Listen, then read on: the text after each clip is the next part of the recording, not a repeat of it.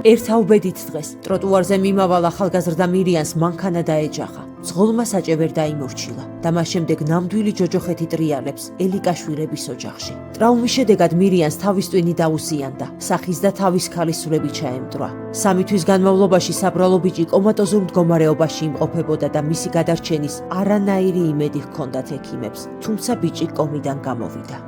ბევრი გეგმები ჰქონდა, სახლიც უნდა გვეყიდნა, და მეოჯახებინა, ყველაფერი დაგეგმილი ჰქონდა, მაშინ მოუვიდა ეს ავარია და გაგვაუბედურა იმ პიროვნება.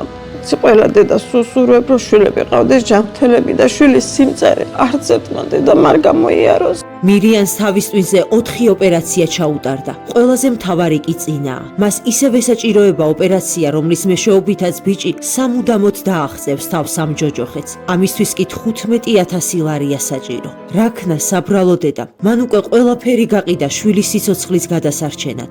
აი ასე გამოიყურებოდა მირიანი, სანამ ის ტრაგიკული დღე დადგებოდა მის ცხოვრებაში. კეთილო ადამიანებო, ახლა მხოლოდ თქვენზეა დამოკიდებული, რომ საბრალო დედაშვილის ჯოჯოხეთური ცხოვრება დასრულდეს და მირიანმა ცხოვრება ახალი ფურცლიდან დაიწყოს. თუ კი ვინმეს რამე შეიძლება გაქვთ, ლარი იქნება, 50 თეთრი იქნება, თუ რა იქნება, იქ გთხოვთ, უღრმესად გთხოვთ, რომ ჩემ შვილს ოპერაცია გაუკეთდეს და ფეხზე მაინც დავაყენოთ. უფალი გადმოგხედავთ 100 მაგად და 1000 მაგად. აი ესეთ გაჭირვებულებს და აი ესეთ ინვალიდებს რომ დაეხმაროთ. გადარიცხეთ ნებისმიერი თანხა ჩერნოვეცკის ფონდის ოფიციალური საიტის მეშვეობით.